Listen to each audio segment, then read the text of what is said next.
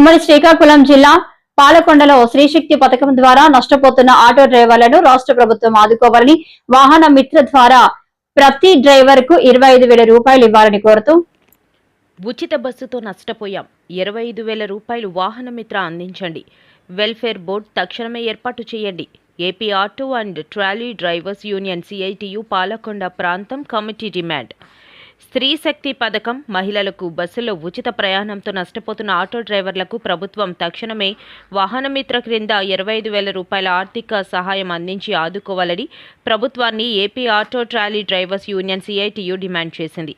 Shri Kota Durga centre నుండి main road మీదుగా RDO office వరకు భారీ ర్యాలీ, కార్యాలయం, ఆటో డ్రైవర్లు ఆందోళనకు దిగారు. సిఐ గారు జోక్యంతో సభ కలెక్టర్కు సమస్యలతో కూడిన వినతి పత్రం సిఐటియు ఆధ్వర్యంలో అందజేశారు.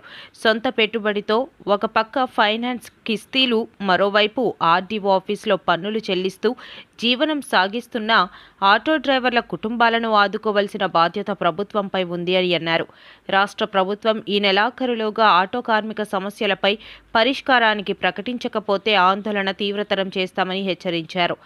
కాదారాము అధ్యక్షతన జరిగిన ఆటో ర్యాలీ క్యాబ్ డ్రైవర్ల యూనియన్ ప్రతినిధులు P Shekhar, P Mahesh, D Durgarao, K Srinu, Mahesh, B Prasad, N Rambabu, P Saikumar, P Gowriswararao, P Ramarao, Shankarrao, Vaddadi Bhogi Raju, K Erakarao, S Sanyasi Naidu, S Nagaraju, S Kameswararao, N Sudarshan Rao, Eswarrao, K Srinu, Ramarao, Sai, Koti, Suresh తదితరులు పాల్గొన్నారు. రాష్ట్ర ప్రభుత్వం స్త్రీశక్తి పథకం పెట్టడం ద్వారాగా వీళ్ళ రాష్ట్రంలో ఉన్నటువంటి 26 లక్షల మంది ఆటో కార్మికుల తాలూకా రోజువారీ ఆదాయాలు పూర్తిగా కోల్పోయారు. చాలా ఇబ్బందులు పాలవుతున్నారు. ఇప్పటికే కుటుంబాలకి రోజువారీ తిండి పెట్టుకోవడం కూడా కష్టమైనటువంటి పరిస్థితి ఏర్పడింది.